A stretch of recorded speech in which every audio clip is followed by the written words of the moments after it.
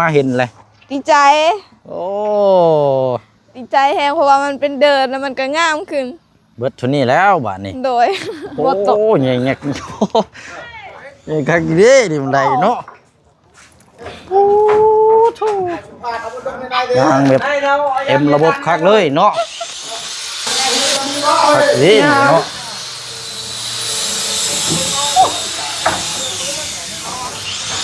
เดือดมาก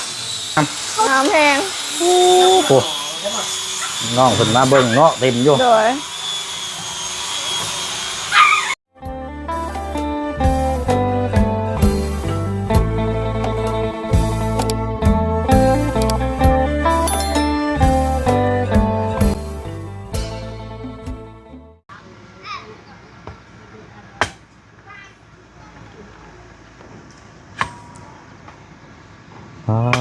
พี่น้องเนาะตัดภาพมาวันนี้ช่วงจะค่อยคำลงแรง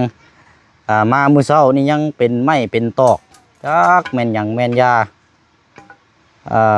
เรียบร้อยบาดนี้เนาะปรับหน้าดินโอ้ยเนาะทางหน้าหน่วยเฮาเนาะกำลังสิพาพื้นบ่นี่แม่นเลยโอ้เอาอยู่ดีมีแห้งสบายดีเด้อสบายดีโดยหามุ้งปลายใช่น้องป๊อปยังบ่ทันมาบ่แม่นเลยทางน้องเพิ่นก็ถือว่าเฮ็ดเวียกนะครับคือว่าสอนทางหมู่ครูเฮ็ดเวียกงานนำบ่ซั่นเอาเบิ่งพี่น้องเนาะอัปเดตเบิ่งนำกันถ้าถือว่าระดับนี่ก็สูงขึ้นหลายหน่อยเนาะโอ้ได้หันประมาณ20เซนได้นี่เนาะดินเนี่ยมาแต่โพนบ่เลยบ่นี่น่ะเบิ่งเด้อเอาเดี๋ยวให้เจ้าพาเลาะย่างเบิ่งจักหน่อยก่อนของเพิ่นเรายังบ่ทันมาครับโอ้เดี๋ยวอันจะพาพื้นก่อนก็ได้พาแล้วจังอันเอาขึ้นไปจุก่อนก็ได้แล้วนี่ได้แล้วบ่แล้วเอาไปขึ้นไปจุไผ่หนึ่งเข่าบ่เอาไปแล้วเด้อเอาเดี๋ยวรอผมก่อนพี่น้องเนาะเอาสบายดีเลยพี่น้องเด้อเนาะเบิร์ดสุขุสุคนพบเจอกันอีกคือเก่าพี่น้องเนาะกับมาเบิ่งหน้าเวียกงานให้พี่น้องน้ำกันเนาะแต่ว่าคนอื่นนี่ขอชื่นชมทั้งน้าบ่าวทั้งน้องพ็อปถือว่าเวียกงานตัวนี้นี่ถ้าว่าบุมีเล่านี่ก็ชมสีบุแล้วเลยตามบูเชียงเบิ่งนั่นแหละเพราะว่าทั้งครอบครัวน้องพ็อปนี่น้องพ็อปกับบุยูแล้วก็หนึ่งเกี่ยวกับเรื่องปรับหน้าดินหน้าทางเนาะนั่นแหละเราก็เป็นคนอยู่แลชี้แจงเองนะพี่น้องแต่ว่าทีมงานก็อยู่แต่ว่าหนึ่งมากอะให้เรานี่แหละเนาะโอ้เอาขอชื่นชมพี่น้องเนาะกะหลังจากมาแต่พุ่นละพี่น้องทั้งเวียกงานทั้งพอน้องไก่เนาะก็ถือว่าโอเคพี่น้องแฮปปี้แอนลี่ผัวเมียมื่นจังสีมาทางเมียเรากะเพราะว่าเสียเงิน2 ล้านกีบจ่ายสดเลยพี่น้องซ้ำแต่งเมียไม่เรากะเอาขย่าพี่น้องเนาะทั้ง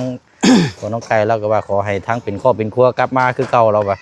เสียสดขย่าเป็นเงินเฮาเองกับเป็นครอบครัวคือเก่าเขาเนี่ยเราว่าก็เอาเราคิดไปนั่นก็คือเราอีกพี่น้องเนาะกะเอาละพี่น้องเนาะว่าเรื่องครอบครัวให้ไปเบิ่งน้ำกันบาดนี้เนาะโอ้บัดปั๊บแล้วก็ถือว่าคาอยู่น้อยเนาะแม่นเลยมันโล่งง่ายเลยพี่น้องอันดาอยู่มุมชุดพุ่นนั่นเดี๋ยวดึงมาลักนี้เนาะแม่นเลยลักนี่แล้วก็เข้ามาในตารางเฮือนแล้วนี่พี่น้องแม่นมือที่นี่สูงแต่ว่าถ้าพุกเฮือนกับซีเมนต์พุกอยู่โซนมองนี้หน่อยเนาะมองนี้แหละมองแลนนี่ได้เนาะมองนี้แหละหรือว่าพุกโซนในพุ่นบ่โซนในบ่ได้แล้วถ้าสำหรับเฮานี่ว่าจะให้พุกโซนในพี่แล้วตั้งหน้าไปเฮ็ดเป็นหน้าบ้านอย่าดึกนี่อีกโอ้หานออกแล้วอ่ะเป็นนี่ได้ซะมันสิได้พุกเฮือนกันมันต้องได้ย่างเสียย่างได้แม่นแหละออกขึ้นมาตัดออกนี่ก็ งามแล้วเพราะว่าโมเมนต์ก็เป็นยังเขาว่าฉันตั้งแต่ปูเฮือนอยู่นี่แหละทางนั้นพุ่นเอาเป็นหน้าบ้านเลยแม่นเลยมันกวกหมอนจอดรถจอดล่างแม่นเลยก็ดีเลยงามแล้วไปมาหาสู้เนาะแม่นเลยเป็นปูเฮือนนี่พุ่นมาตันครั้งนี้เข้าบ่ได้เด้บาดแม่นเลยแบบคือปานใดบ่คือแล้วเอาและจังว่ากันเนาะนั่นว่าเรื่องอนาคตเศษไม้เศษตอกเนาะเป็นจังได อยู่คนละทิศคนละทางเพิ่นใช้เวลาเกณฑ์นี่จักชั่วโมงไงอยู่นี่นี่พับอยู่ดีนะเรามาแต่9 โมงก็ ก็10 โมงปลายเขาออก 10 โมงปลาย นั่นแหละ อ๋อ 10 โมงปลายมา10 โมงปลายเขาเฮ็ดนี่แล้ว อืมก็ถือว่ามาจากคันเกาะ คันหนึ่ง มาคันเดียวเนาะ นั่นแหละ อืมอยู่โพนน่ะเดือดมากเลยเนาะ นั่นแหละ ถ่ายลงมาบ่ได้มีหยังบ่อยู่โพนน่ะ บ่มี เป็นโพนปลวกไอ้ซื่อบ่ แม่นแหละ ให้ย่างไปเบิ่งบุดก่อนมาเบิ่งชี้จุดหมองลักแดนนี่ก่อนเจ็บคอพี่น้อยเนาะเป็นหวัดเป็นไออีกแล้วกลับมาคือเก่าบ่เซาบ่หายใช้ก่อลักจำได้อยู่บ่ไอ้ อันนี้แหละแบบหลักมันนี่แหละ เพราะว่าอยู่นี่แล้วดึงมันน่ะเนาะ แม่นแหละ นี่ลัง นี่คนนี้แหละ ปัดบ่แล้วก็จูดช้าตัวนี้ จุดกระยันกับไฟไหม้ของเขาเด้ มันมีหยังอยู่ในพุ่นน่ะ มีแต่เขาปลูกละมุดปลูกมะม่วงอยู่ใน อืมจูดมั่งเห็นมันเห็นลักดีๆรถไปยังยังหกโยอันนี้เนาะ ปลูกแล้ว อันนี้ยังวายเด้นี่เนาะ นั่นแหละ วายนี่พี่น้องเอานี่ โอเคแล้วนี่ก็เนาะเพราะนั่นก็มาเอายังก็มักจกมาสะจักหน่อย นั่น สะแต่งจักหน่อยแล้วก็เฮ็ดกระตูบขึ้นอยู่นี้บัดนี้ลังนึง นั่นแหละ พอได้นั่งพอได้นั่งนี่อยู่โฮมนี่พอดีเลยนี่อันนี้มันยังสะไผเฮ็ดยังอันนี้นะ ขออยากเฮ็ดเตียงเด้ ไผสิเฮ็ดนะ ก็ลานเท่าแหละลูกน้องของบักกะสังนั่นแหละบักชินเข้ามา ผู้ชายเห็นบ่ นั่นแหละ เราว่าสิเฮ็ดนั่นเตียงนั่งอยู่นี่ แม่นแหละเขาเห็นงามเนี่ยแล้วก็งาม โอ้เบิ่งเด้เนาะมันเป็นแต่รอดอยู่บ่ จังหน่อยนั่งลุดปุดต้องกูแห้งแล้วนี่คือคักอยู่นี่เอามักจุกมาสะจังหน่อย นั่นแหละ กอไผ่นี่ก็แต่งอีหยังก็ตกแต่งเนาะ นั่นแหละ ตกแต่งให้มันงามๆจังดูดีแล้วก็ได้แล้วให้ลานตัดแล้วนี่ ร้า ตั น ดให้มันงามเลย แบบแต่งนะไอ้แต่ง นั่นแหละ มันอันนี้เนี่ยจังหน่อย คำว่าตัดนี่ก็คือเก่าแล้ว มันหกได้เนาะ แม่นแหละ เป็นนั่นหน่อไม้จังไผ่เนาะ แม่นแหละมาช่างไฟนี่ ไม้จังไผ่เอาขุดขี้ดินเข้าไปเนี่ยมันปงขึ้นมาเนี่ยก็ยอดปงก็แซ่บได้นี่ แซ่บกำลังปรุงเลยนี่ เห็นว่าหักได้อ่ะหน่อไม้จังไผ่นี่แหละพี่น้องรักแลนรักขาวๆแต่นี่ลึงมานี่ เขาจะอยู่แบบนี้ก็แต่เช้านี่ว่าเขา อยู่แบบนี้เลยให้ซึ้งเลยแต่ว่ายานดินนี่มันทุ่มอยู่นี่ ยำมันถมตัวนี้เนาะ นั่นแหละก็ปะอยู่นี่ปะจงไว้แต่แดนกันนี้แหละแดนนี่ จังหน่อยว่าสิได้ขุดใหม่อีกได้เนาะ นั่นแหละ เอาดีแล้วสิเนาะ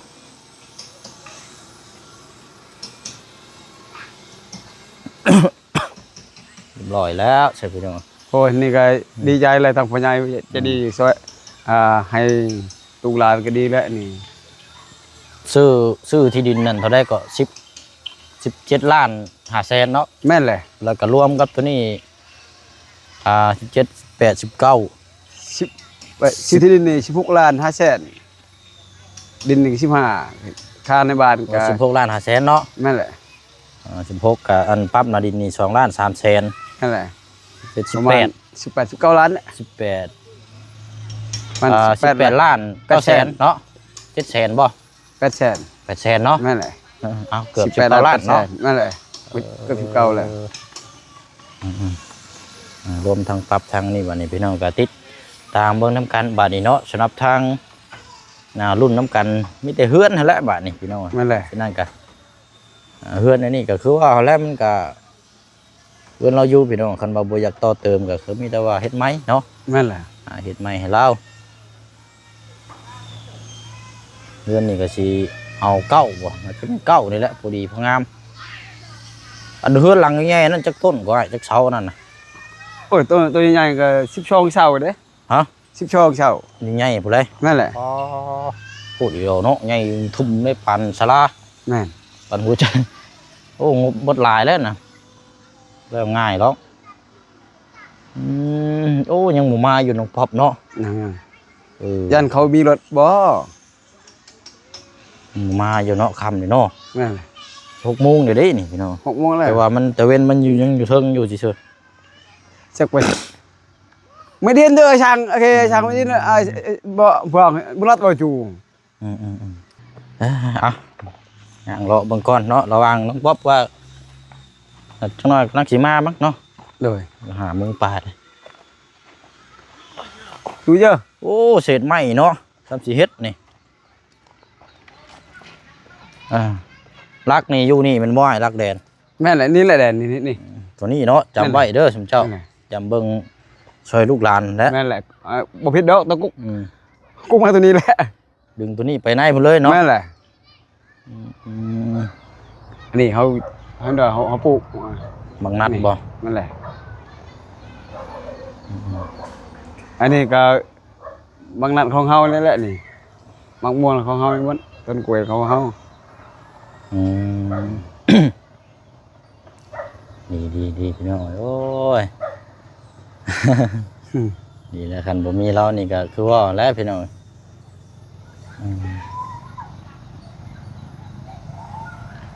เศษไม้พี่บัดนี้เนาะคือลายแท้อันจะไปเฮ็ดหยังบัด อันนี้ก็ส่งจะให้เจ้าของเด้ อันนี้บ่ แม่นแหละ ว่าเจ้าของเพิ่นยังสิมาเอาอยู่ แม่นแหละ โอ้เลยเอามาถิ่มไว้นี่ก่อน นั่นแหละจังมื้อใดเจ้าของสิเอา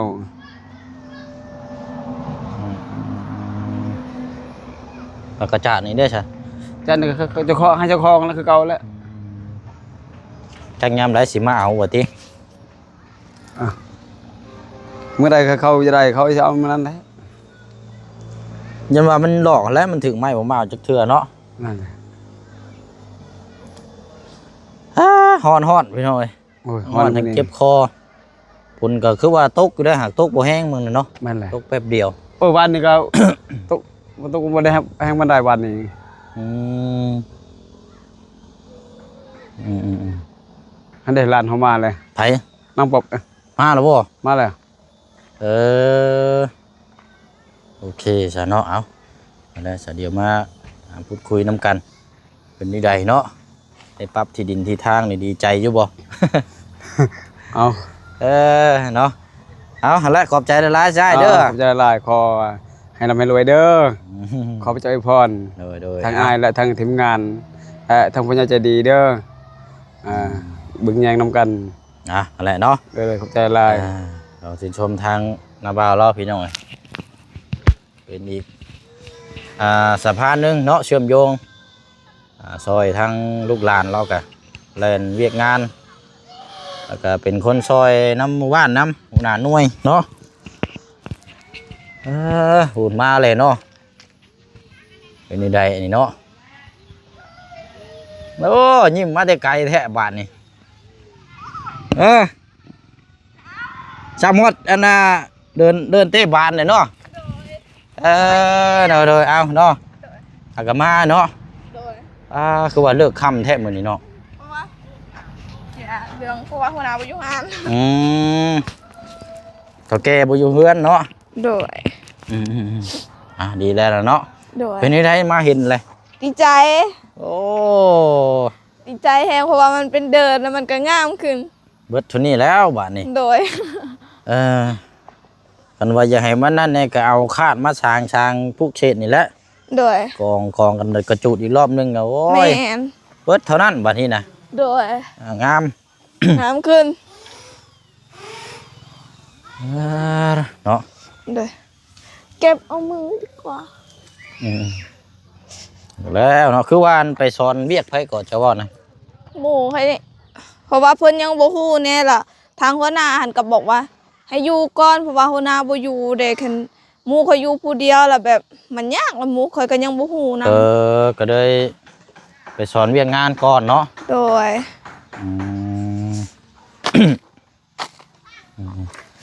และหางไม้หักตอกก็เก็บแล้วก็เอา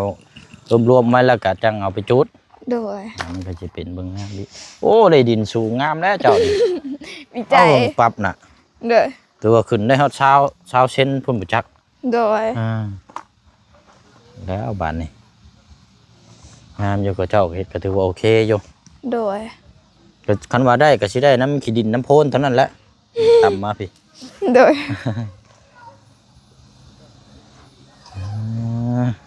งาม อ่ะย่างเลาะเบิ่งพุ่นก่อนเนาะ โดย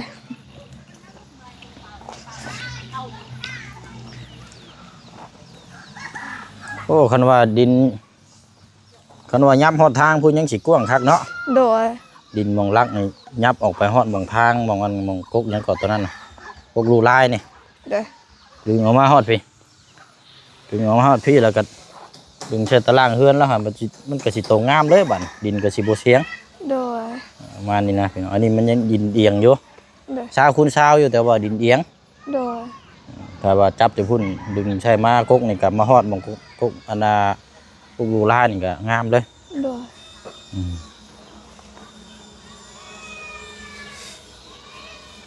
เอาเบิ่งคือมันเบิ่งแบบมันแต่ว่าบ่มีคอนอันนี้กับเพื่อนปิดกั้นนี่ยังกว้างได้นี่ โดยขนาดซ้ำนี่ยังกว้างแล้ว ปลูกเฮือนนั่นปลูกอยู่ชนกลางๆพุ่น โดย ปลูกโซนอย่างไรพุ่นทางนี้ก็ไว้เป็นหน้าบ้าน โดย รถล้างเข้าจอดมันจะง่าย โดย ปลูกเฮือนตันอยู่ทางนี้เนี่ยมันยันว่ายากลำบากอนาคตน่ะเนาะ โดย หาทางรถเข้าบ่ได้เด้อ โดย เอาได้ ไอ้มาโดนหรือเปล่า มาอยู่ประมาณพักหนึ่งแล้ว โดย ประมาณพักหนึ่งแล้ว โดย ว่ายกับมาแต่เวียก มาแต่ทางบ้านตะนางมานี่กะ โดย พาทางอันครอบครัวกับเจ้าที่ให้ว่าวมันนั่นแหละไป โดย เวียกหาก็แล้วก็พอดีปวดหัวแห้ง ไม่หรอ มันฮ้อนเนี่ยฝนตก โดยเอ้า เลย แม่นฝนตก ฝนตก แต่ว่า เลย มันตกบ่แห้งเด้ แต่ว่าอยู่นี่บ่ตกมันบ่ บ่น่าเราตามที่ให้เบิ่งนี่ เพราะว่ามันแห้ง อ้าวเอาดีแล้วพี่น้อย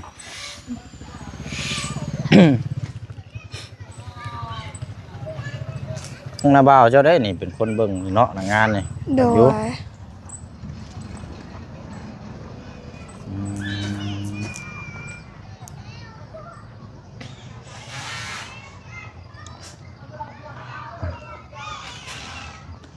ฮอด พยายามจำแต่แดนนั่นแหล้วไว้รักแลนรักหัวเนาะ โดย ตอนนี้ก็มัดไว้นี่ก่อนเอาย่างหวนมาแล้วพี่น้องดีใจแห้งน้องเพิ่นกันก็ติดตามเบิ่งน้ำกันต่อไปบาดนี้เนาะว่าสิมีหยังเพิ่มเติมแน่ทางน้องป๊อป มาแต่อันนั้นน่ะได้หยังได้มากินกับข้าวกับน้ำเนาะซื้อในอยู่ในกินยังมาอยู่บ่ บ่มีแต่แม่ฝากว่าให้ซื้อสบู่ยาสระหัวกับ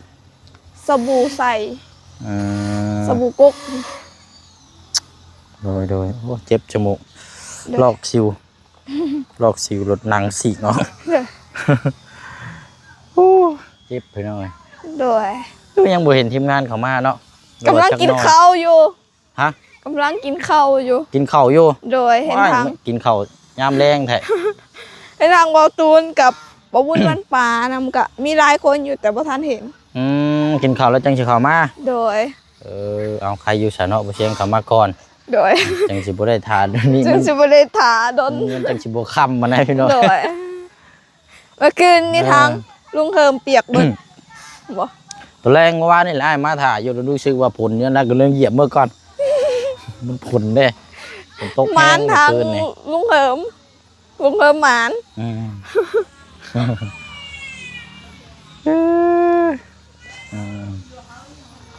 อีแล้วพี่น้องมื้อเช้านี่ก็บ่ได้อยู่เบิ่งน้ำกับเจ้าปั๊บมานี่พ่อให้พูด โดยเบิ่งตลอดเลยค่ะเอาลงคลิปดีใจเอง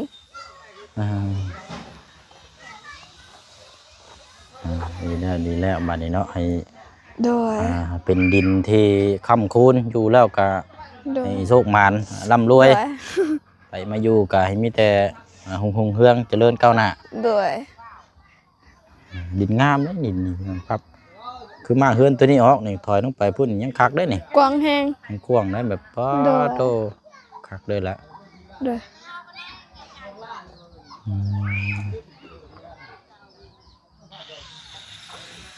ก็ไผ่นี่ก็ตกแต่งเอาเนาะ ก็ได้ โดยแม่น จั แล้ ก ว หน่อย โดย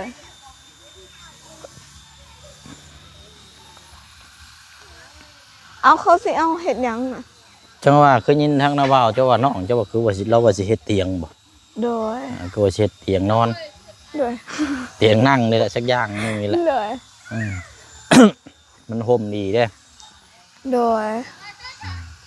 มื้อนี่ก็ไปบ่น้อง ไปยังเหลืออีก2 มื้อ เอาเป็นหยังคือว่า2มื้อแบบนี้นะ เพราะว่าท้าหัวหน้ามากันเด้หัวหน้าไปเวียกทางหัวหน้าอยู่เวียดพุ่นนะยังบ่ทันได้มาเฮือนมาหานเทื่อแล้วบ่มีคนเบิ่งหาน ก็เลยอีกมื้ออื่นมื้อ โดย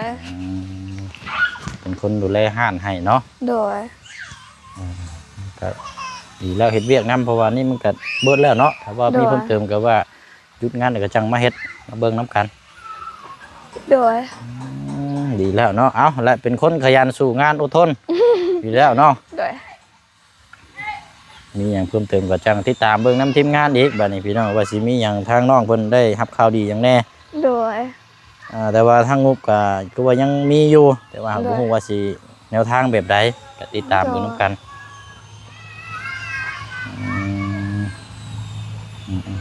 อัน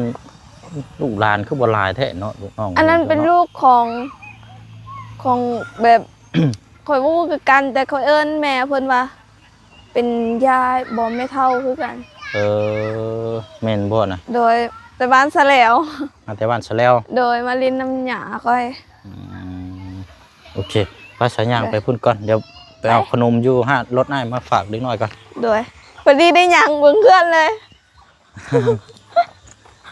เพื่อนหลังใหญ่เห็นบ่ โดย โอ้ มักเบิ่ง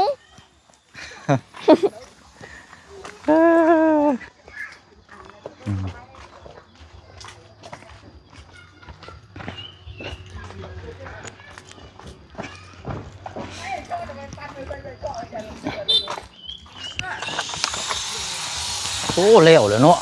โดย โอ้ขักดีนี่ เป็นเพื่อนผู้วานด้วย โอ้ใส่มันไรเนาะงามแฮง โดย โดยเอาน้องเด้อเอาขนมไป โดยเข้าใจ แจกให้ทางน้อง โดย ๆดูหันละมาใกล้แล้ว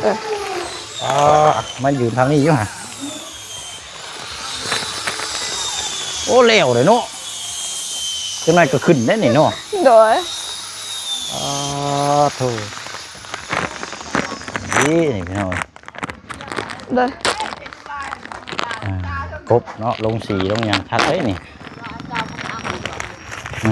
นะละ ขอบใจหลายๆสบายดีดีไม่แห้ง ปัจจุบันละสิสุก น่าจะชื่อน่ะนะเอาหย่อนน่ะ นี่แหละสุก ร้านจะกินเนี่ย โดยเอาให้เพันรถ ปัจจุบันจิก นี่ผมมาเอาแม่ลูกมาเอาน้ำเบื่อย บ่ได้เขาให้แต่เด็กน้อย เอาน้องจ้อยเอา ปัจจุบัน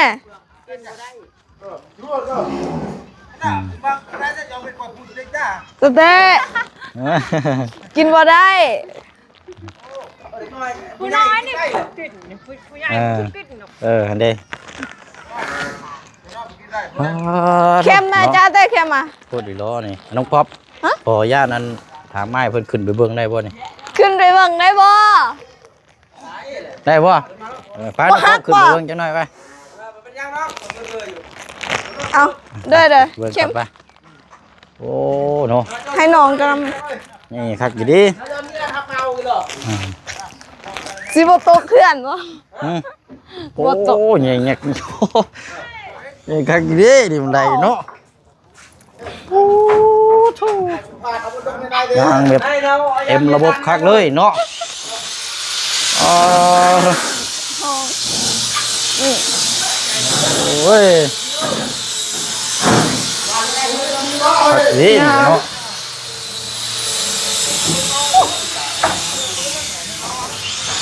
เดือดมาก เขาเจียวบ่ล่ะ มันเป็นไม้ราคาแพงได้น้อง โดย ไม้ประเภทนี้นี่มันเดือมมาแล้ว นี่บ่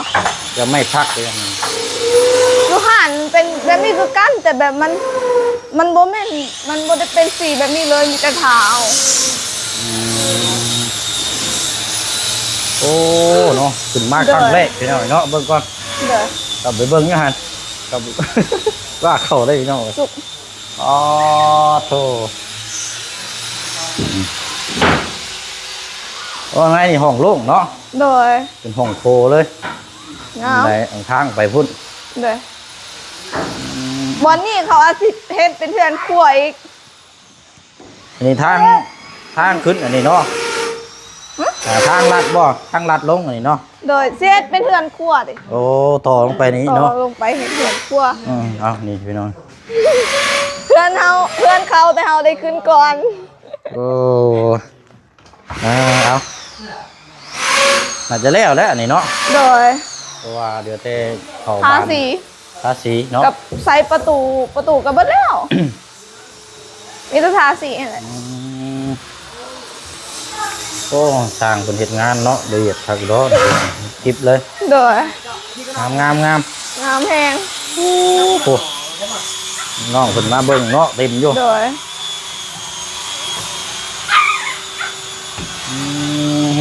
นี่สิเป็นห้องนอนนี่บ่ โดยเป็นห้องนอน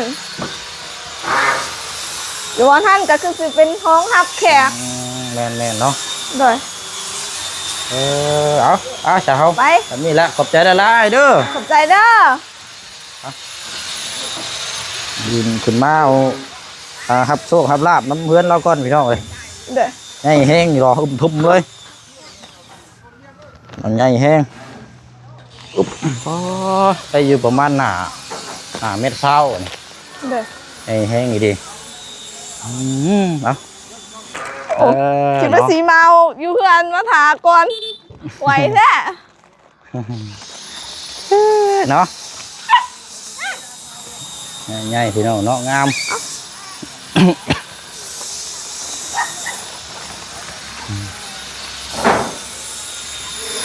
เอาตู้กับหลาน โอ้ โอ้โธ่เย็นไปยิ่งไปยิ่งงาม ได้ไว้ชิมจะย้อนมากิน เอาจ้ะตามนั้นเด้อน้องเด้อ โดย ขอบใจเดี๋ยวคนละมื้ออื่นมาเยี่ยมยามไหม โดยขอบใจเด้อ อ่า ขอให้อายอยู่ดี เอามี มีแหงขอให้อายเดินทางปลอดภัยเด้อจับยังเห็ดยังก็ขอให้เป็นเงินเป็นทองขอให้สุขภาพแข็งแรงขอให้พระเจ้าอวยพรเด้อ โดยเอาเรื่องบ้านเรื่องอย่างไงน่าบ่ถามดอกเพราะว่าจังใดก็ที่แม่หลังนี่บ่จักเบิ่ง โอ้เนาะเอาโอเคน้องเด้อกลับก่อนพี่น้องเลยเนาะขึ้นไปเลยรู้สึกว่าแบบโอ้เบิ่งลายนี่ก็ยังงามเลยพี่น้องเรือนเราเนี่ยเถอะเอาอะไรพี่น้องเนาะก็เยี่ยมยามอัปเดตอีกคือเก่าคือเดิมเนาะเคสของทางน้องป๊อปตอนนี้ก็อยู่ในขั้นตอนปรับหนาดินแล้วเรียบร้อยวันนี้ก็อยู่เวียกต่อที่น่าจะติดตามเรื่องเพื่อนชาตินั่นแหละบัดนี้พี่น้องเนาะทางน้องเพิ่นกันแต่ว่าทางโอเชียงนี่บ่ได้มีหยังจักติดเลยพี่น้องเนาะมีแต่มาถ่ายคลิปทางน้องเพิ่นผลักดันเนาะให้ทางประดุงน้อง FC เฮาได้รับได้ชมให้ทางน้องเพิ่นเนาะพี่น้องเนาะไปเนาะลาพี่ลาน้องไปก่อนบ๊ายบายเลยพี่น้องเด้อเนาะอันนี้ก็กระสอบทานซื้อซอยทางง่ายเพิ่นอยู่พุ่นแหละพี่น้องเอาบ๊ายบายพี่น้องเนาะ